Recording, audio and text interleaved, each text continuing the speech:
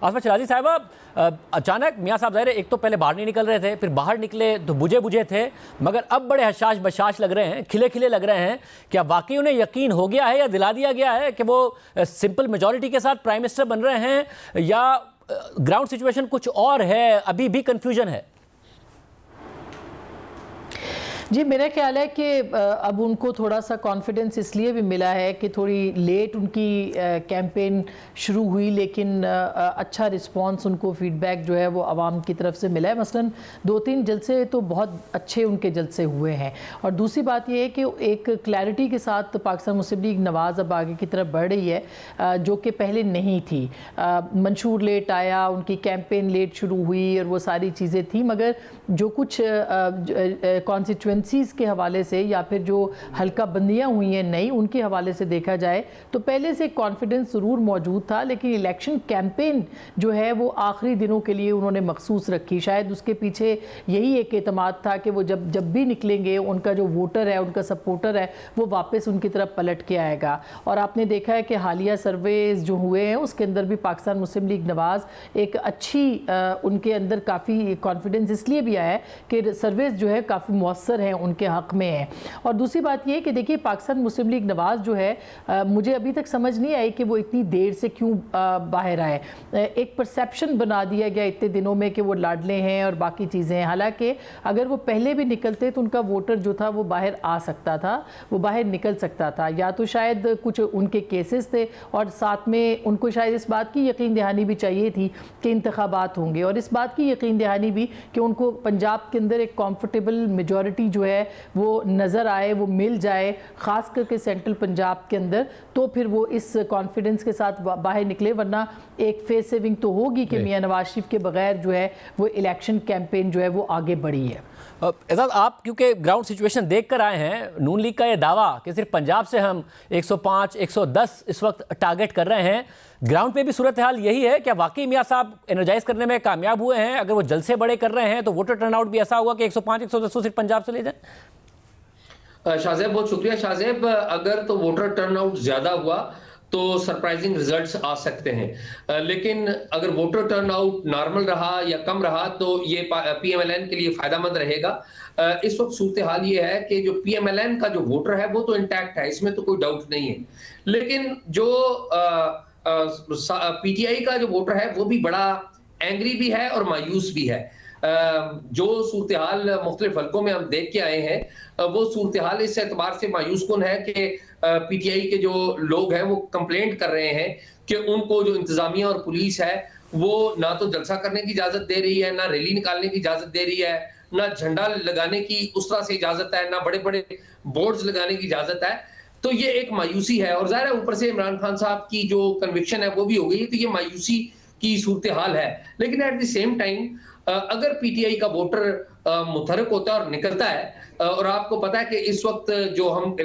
जिस इलेक्शन में जा रहे हैं वहां पर एक बहुत बड़ी तादाद नौजवान वोटर की वो इंक्लूड हुई है, और अगर ये वोटर निकल आते हैं तो फिर एक सरप्राइजिंग सिचुएशन हो सकती है। अगर लेकिन आज की सूरत हाल में अगर आप बात करें तो नून लीग ने गेन किया है, नून लीग ने एक हवा जो है वो बनाने की कोशिश की है। अभी तक उन्होंने हवा काफी हद तक बनाई है कि अगली जो हुकूमत है वो उनकी है। तो जब ये लोगों का माइंड सेट होने लग पड़े कि जी अगली हुकूमत इस पार्टी की आ रही है, और अगर हमने अपने पार्टी लीडर को वोट भी डाला तो उसने तो वज़ीर आज़म नहीं बनना, तो ये उस पार्टी के हक में जाती है जो पार्टी गेन कर रही होती है या जो मैदान में खड़ी होती है। लेकिन अगर आप सपोर्ट की बात करें, सपोर्ट के हवाले से जो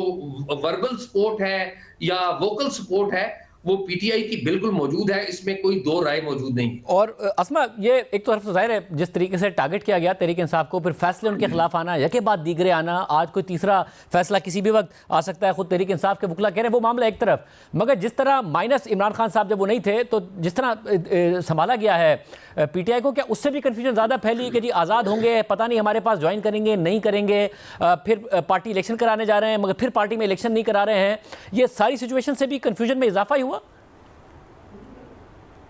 बिल्कुल शाहजेब, इसमें कोई दो राय नहीं है, इस वजह से कि जो तकनीकी बुनियादों के ऊपर फ़ैसले हुए हैं या उसका जो भी इम्पैक्ट है, ज़ाहिर है बल्ले का छिन जाना या छीन लिया जाना एक बहुत बड़ा सेटबैक है पाकिस्तान तहरीक इंसाफ के लिए। लेकिन एट द सेम टाइम अगर आप देखें तो ये पूरी मैं हमेशा कहती हूँ कि पूरी एक इलेक्शन कैंपेन और इलेक्शन जो प्रोसेस है ये साइंटिफिक बुनियादों के ऊपर होता है। इसमें कॉन्स्टिट्यूंसीज इन्वॉल्व होती हैं, इसमें हल्का बंदियों से लेके धड़ेबाजी, ग्रुप बंदी, गिरोहबंदी और फिर तंजीमी बुनियादों के ऊपर आपको हर हल्के के अंदर 2,500 से 3,000 कम अज़ कम सपोर्टर चाहिए होता है, जो कि मोटिवेट करता है, जो कि हेल्प आउट करता है, जो कि पोलिंग एजेंट तो आपको चाहिए ही चाहिए, जो एक हल्के में 250-300 पोलिंग स्टेशन होता है। और उसके लिए भी पाकिस्तान तहरीक इंसाफ के लिए कोई फ़िज़ा साजगार नहीं है, ये इसमें कोई दो राय नहीं है कि बहुत सारे लोग जो हैं वो खौफजदा है, बहुत सारे लोगों पे दबाव है जिसकी बुनियाद के ऊपर उनके लोग पूरी तरह से बाहर नहीं निकल रहे। और यही हाल उनके वोटर और सपोर्टर का भी। और फिर जब वो बैलेट बॉक्स तक पहुंच भी जाएंगे, बैलेट पेपर या पोलिंग स्टेशन तक पहुंच भी जाएंगे, तो भी आगे बल्ला गायब है और इतना कन्फ्यूजन है। एक एक हल्के से खुद पाकिस्तान तहरीक इंसाफ के 8-8, 9-9 लोग खड़े हैं। अगर आप खैबर पख्तूनख्वा को देख लें, अभी जो रहमान ज़ेब का वाक़या हुआ है, ये पाकिस्तान की हर कॉन्स्टिट्यूंसी में पाकिस्तान तहरीक इंसाफ को इसका जो एक नज़र आ रहा है कि उनके अंदर इतनी ज़्यादा डिवीज़न है और इतनी ज़्यादा बेतरतीबी है, बद इंतज़ामी है, उसको सही तरीके से डील नहीं किया गया। ज़ाहिर है उसकी बहुत सी वजूहत हैं कि इमरान खान साहब जेल में, लेकिन ये सारी वो चीज़ें जो साइंटिफिक हैं जिसकी बुनियाद के ऊपर वोटर और सपोर्टर जो है वो निकलता है। और फिर एक छोटी सी बात मैं आपको और कर दूं कि देखिए जो पाकिस्तान के अंदर गिरोहबंदी है, धड़ेबंदी है, बिरादरी सिस्टम है, वो हमेशा से मुख्तलिफ रहा है और उसकी बुनियाद के ऊपर इलेक्शन जितनी मर्जी मकबूलियत हो उसकी बुनियाद के ऊपर आपको वोट डाला जाता है। अगर पूरा का पूरा गिरोह या फर्द या कबीला या कोई ख़ानदान कह रहा है कि हमने एक जमात को देना है, तो ऐसा नहीं होता कि उनके जो ख़ानदान के लोग हैं वो किसी और को वोट कर दें। ये बहुत बड़ा फैक्टर है। और एजाज जो ज़ाहिर गुस्सा है, आपने बताया उनके वोटर सपोर्टर में इस वक्त तहरीक इंसाफ के में, मगर ये जो एक रिलाई कर रही है तहरीक इंसाफ का गुस्सा इतना है कि वो खुद ही निकल कर आएंगे और बहुत ज़्यादा निकल कर आएंगे। ये आपको वो फैक्टर नज़र आ रहा है या फिर मल्टीपल उम्मीदवार हों, बहुत सारे आज़ाद हैं जिन्होंने विड्रॉ नहीं किया पार्टी के कहने के बावजूद, ये कन्फ्यूजन फिर ऊपर से कि पता नहीं आज़ाद पार्टी में रहेंगे नहीं रहेंगे, इससे कन्फ्यूजन बढ़ी है नीचे? देखिए, एक मुकाबला तो हो रहा है ना पीएमएलएन और पीटीआई के दरमियान, पंजाब की मैं बात कर रहा हूं, और एक मुकाबला हो रहा है पीटीआई वर्सेस पीटीआई, और एक और मुकाबला हो रहा है जिसे आप कह सकते हैं कि एस्टैब्लिशमेंट वर्सेस पीटीआई। ये भी एक बैटल हो रही है। लेकिन जो कंफ्यूजन की जो बात की ना, मुझे इत्तेफाक हुआ मुल्तान की हल्का 151 में एक दूर दराज गाँव में पीटीआई की जो कैंडिडेट थी शहर महर बानो, जो कि शाह महमूद कुरैशी की बेटी हैं, उनकी इलेक्शन कैंपेन देखने का, और वो गांव में कैंपेन कर रही थी और मर्दों से खिताब करके वो औरतों में निकली, तो मुझे भी साथ उनके जाने का इत्तेफाक हुआ। उन्होंने अपनी स्पीच का आगाज किया, तो उस स्पीच में उन्होंने अपना एक वालिद का केस पेश किया और फिर उन्होंने कहा कि मैं यहाँ आपको मुकामी लैंग्वेज में, सराइकी लैंग्वेज में उन्होंने कहा कि मैं आपको बताने आई हूँ कि हमारा इलेक्शन जो सिंबल क्या है, आपको पता है हमें बल्ला छीन लिया गया। तो वो जो औरतें थी, देहात की औरतें, वो खड़ी हो गई। उन्होंने कहा जी हमें पता है, चिमटा आपका जो इंतखाबी निशान है वो चिमटा है। तो ये जो बात है, मैं भी एग्जैक्टली यही समझता था इससे पहले कि जो बल्ला छिन गया है तो पीटीआई का जो नॉमिनेटेड कैंडिडेट है तो उसको नया इंतखाबी निशान मिला है, तो वो शायद कंफ्यूजन हो। मेरे ख्याल में लोगों की इन्वॉल्वमेंट बहुत ज्यादा है, लोग काफी हद तक समझते हैं। कंफ्यूजन किसके लिए है? मेरे ख्याल में 26 से 30% जो वोटर है वो हमेशा वो फेंस सिटर होता है, वो खामोश वोटर होता है।